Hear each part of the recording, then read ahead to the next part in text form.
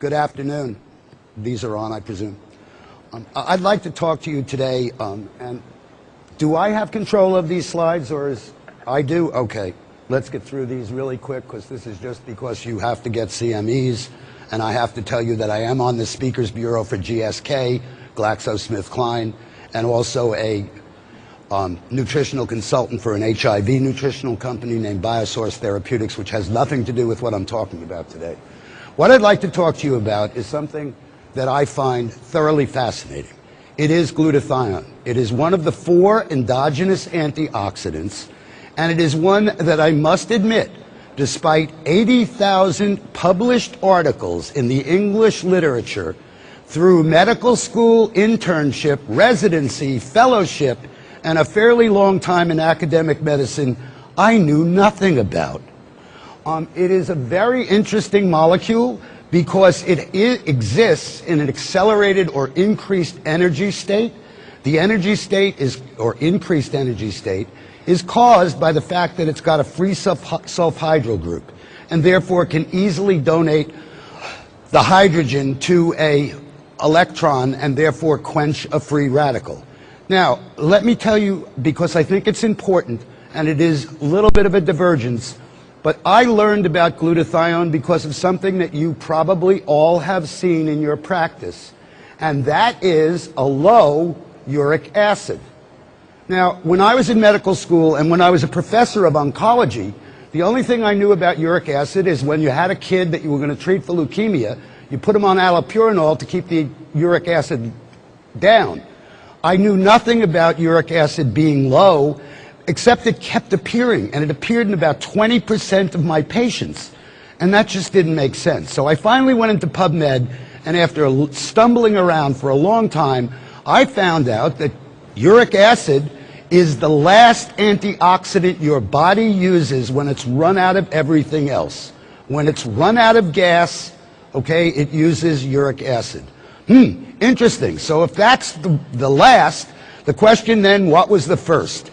And that is where I got into glutathione. I've been coming to some of these meetings for a while, and glutathione is very important for a number of things, not all of which I'm going to go into today.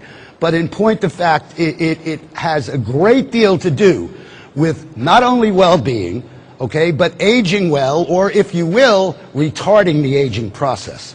So I think it's very applicable.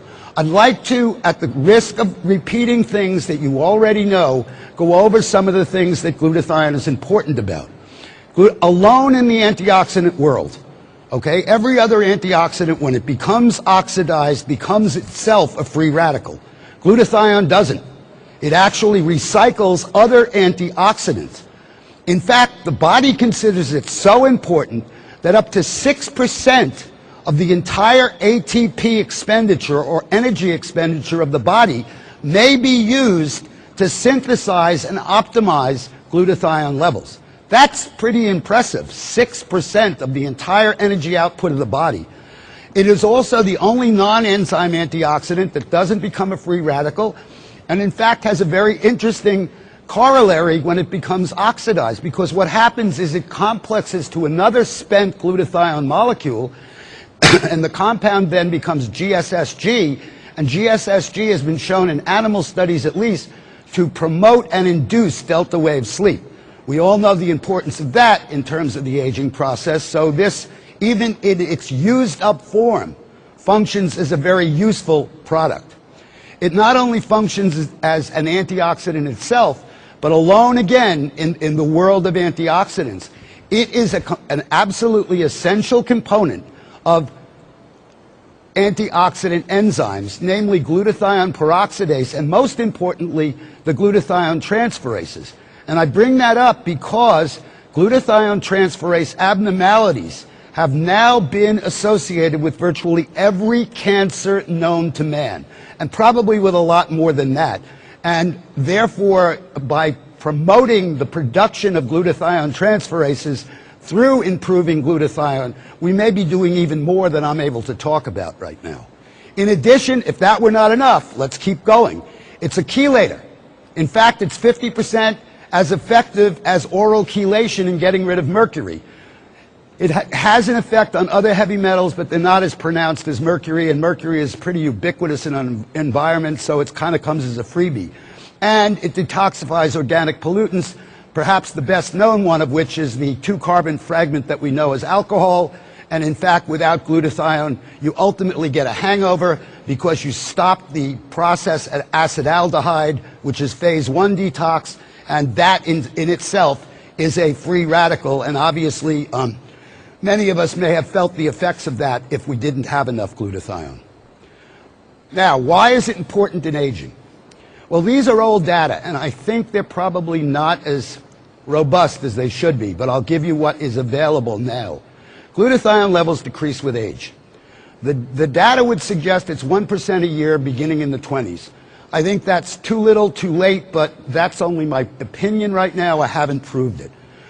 There are some very interesting things, though. Age-matched normals, okay, reveal that anybody at, say, 45 who's had his first heart attack or has asthma or whatever other disease you want to use has a lower glutathione level than somebody of that age who's well.